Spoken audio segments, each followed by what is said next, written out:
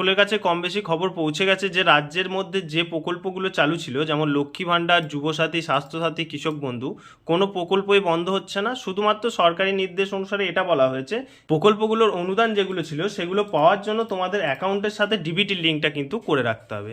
তো আজকের ভিডিওতে সকলকে দেখিয়ে দিচ্ছি যে তোমাদের ব্যাঙ্ক অ্যাকাউন্টের সাথে ডিবিটি তোমরা মোবাইল থেকে বাড়িতে বসেই কিভাবে করবে। ওকে, তো ভিডিওটা অবশ্যই ভালোভাবে প্রথম থেকে শেষ পর্যন্ত দেখার চেষ্টা করো।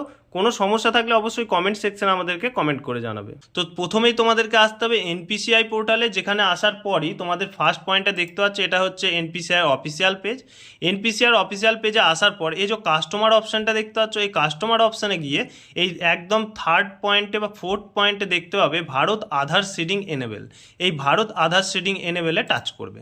এখানে টাচ করলে আর একটা নতুন ইন্টারফেস খুলবে, যেটা তোমরা এইভাবে দেখতে পাবে। এটা খোলার পর এখানে একটা অপশান দেখতে পাচ্ছ আধার সিডিং অ্যান্ড ডিসিডিং। ওকে, এখানে আধার সিডিং ডিসিডিং অপশানটায় টাচ করবে। এটায় টাচ করলে এরকম একটা ইন্টারফেস খুলবে, যেখানে তোমরা প্রথমে তোমাদের আধার নাম্বারটা ইনপুট করবে এটার মধ্যে। এবার কথাটা হচ্ছে এই জায়গাটা একটু ভালো করে দেখো, request for Aadhaar seeding. Okay, request for Aadhaar, এটা সিডিং এবং ডিসিডিং। এখানে সিডিং করলে এই যে সিডিং অপশানে আমি টাচ করলাম, অপশানে টাচ করার পর এখানে আমার তিনটে অপশান খুলে গেল। ওকে, এই তিনটে অপশান সম্বন্ধে আমরা একটু আলোচনা করে নিই। এখানে ফ্রেশ সিডিং মানে হচ্ছে যে আধার পোর্টালে ডিবিটি চেক করার পর যদি কোনো অ্যাকাউন্ট শো না করে তাহলে অবশ্যই ফ্রেশ সিডিং করবে। নেক্সট পয়েন্ট মুভমেন্ট, এখানে তোমাদের বলা হয়েছে same bank with another account, অর্থাৎ একই ব্যাঙ্কে নিশ্চয় অনেকের দুটো তিনটে অ্যাকাউন্ট থাকতেই পারে, একটা কারেন্ট অ্যাকাউন্ট, একটা সেভিং অ্যাকাউন্ট। তো যদি কোনো ব্যাংকের অ্যাকাউন্ট একটা অ্যাকাউন্ট থেকে আরেকটা অ্যাকাউন্টে যায় তো সেটা সেকেন্ড অপশানটায় টাচ করবে, অর্থাৎ সেম ব্যাংক কিন্তু অন্য একটা অ্যাকাউন্টের সঙ্গে আধার লিঙ্ক করবে।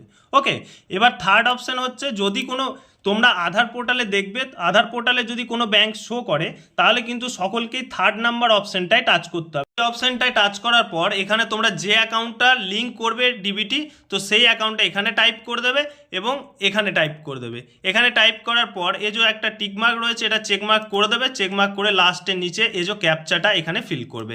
ক্যাপচাটা ফিল করার পর সাবমিট অপশানে টাচ করলেই তোমাদেরকে মিনিমাম 1 মিনিটের মতো সময় নেবে ডিবিটি লিঙ্ক হওয়ার জন্য।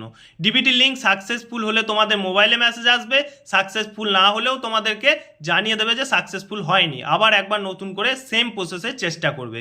হয়ে যাওয়ার পর সাকসেসফুল হয়ে যাওয়ার পর অবশ্যই আধার পোর্টালে যে তোমরা চেক করে নেবে যে তোমাদের সেই অ্যাকাউন্টটা শো করছে কিনা।